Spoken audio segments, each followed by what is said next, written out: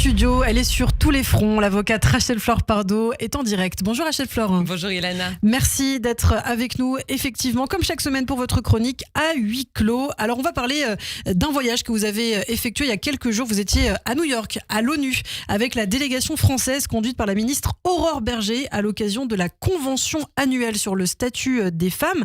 Alors en quoi consiste cette convention ? Alors la convention annuelle sur le statut des femmes, c'est la plus grande conférence féministe qui a lieu dans le monde chaque année. Chaque année, elle se tient à l'ONU sur 2 semaines au mois de mars et les 193 États qui sont représentés à l'ONU envoient un représentant en charge d'expliquer ce qu'ils font pour l'égalité entre les femmes et les hommes. Donc c'est un moment assez extraordinaire parce que chaque représentant vient accompagné d'une délégation et c'est l'occasion de rencontrer des activistes féministes du monde entier. Moi, c'est toujours quelque chose qui m'émeut beaucoup de rencontrer ces activistes qui, alors qu'ils vivent à l'autre bout du monde, bien partagent mes combats du quotidien.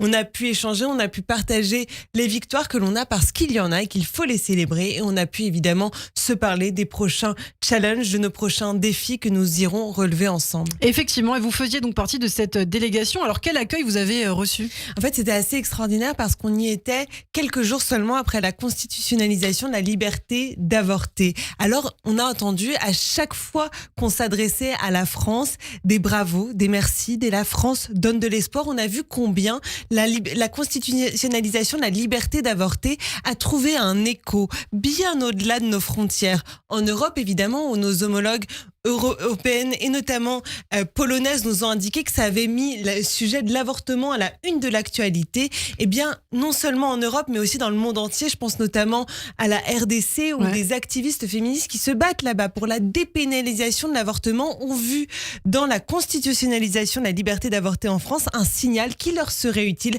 pour leur militantisme, pour donner un élan. Alors la France, à travers cet acte, s'est vraiment placée en phare, en boussole de la protection des droits des femmes et je crois qu'il faut que la France conserve cette place parmi les nations en Europe et dans le monde. Effectivement, vous avez donc abordé la question de l'IVG, des droits sexuels ainsi que celle du viol comme arme de guerre dont on a beaucoup parlé, c'est vrai, depuis le 7 octobre. Oui, c'était le thème qu'a d'ailleurs choisi la ministre Aurore Bergé pour l'événement qu'organise la France. C'était une conférence qui était organisée en partenariat avec l'association We Are Not Weapons of War. Nous ne sommes pas des armes de guerre. Cette association qui a été fondée, qui est présidée par Céline Bardet et qui fait un travail absolument essentiel de pédagogie sur ce que c'est que le viol comme arme de guerre, de quoi ça procède. Et cette conférence a connu un véritable succès. Ça a été notamment l'occasion de revenir sur les dynamiques qui permettent que le viol soit ainsi utilisé, que le corps des femmes soit ainsi utilisé comme un champ de bataille. Parce qu'en réalité, ce qui permet cela en temps de guerre, ce sont des dynamiques qui existent déjà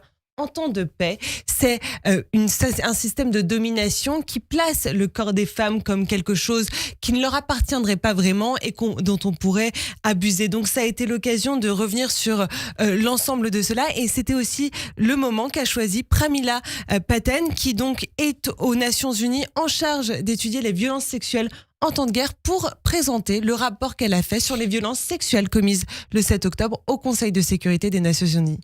Alors, comment cette expérience, justement, vous, Rachel-Flore, a-t-elle influencé votre perspective sur le militantisme féministe dans le monde et surtout par rapport à votre carrière d'avocate, parce que c'est aussi des sujets qui vous tiennent particulièrement à cœur. Est-ce qu'il y a des moments, des rencontres qui vous ont marqué ?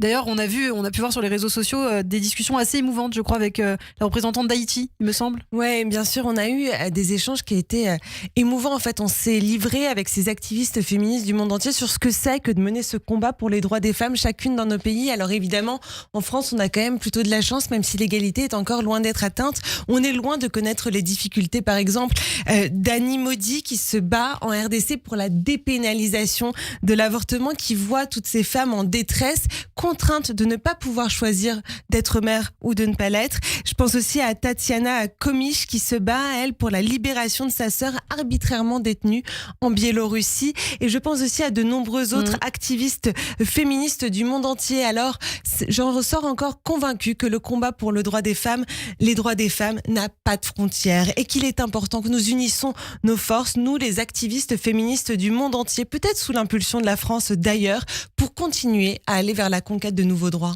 Et vous avez d'ailleurs, pour terminer très rapidement, Rachel Fleur, visité un centre d'accueil aussi de victimes de violences conjugales. Oui, je suis allée aux États-Unis, donc à New York, dans un centre d'accueil qui permet à la fois le recueil de plaintes, le recueil de preuves, aussi qui se trouve juste à côté du tribunal, quelque chose qui réunit tous les interlocuteurs dont on a besoin pour sortir de l'emprise. Et je crois que c'est vraiment en allant chercher à l'étranger des modèles qui marchent qu'on pourra ici trouver des solutions en France pour résoudre le problème, notamment des violences conjugales. Eh bien, merci beaucoup Rachel Fleur Pardo. Merci d'avoir été avec nous sur Radio J. On vous retrouve très bientôt.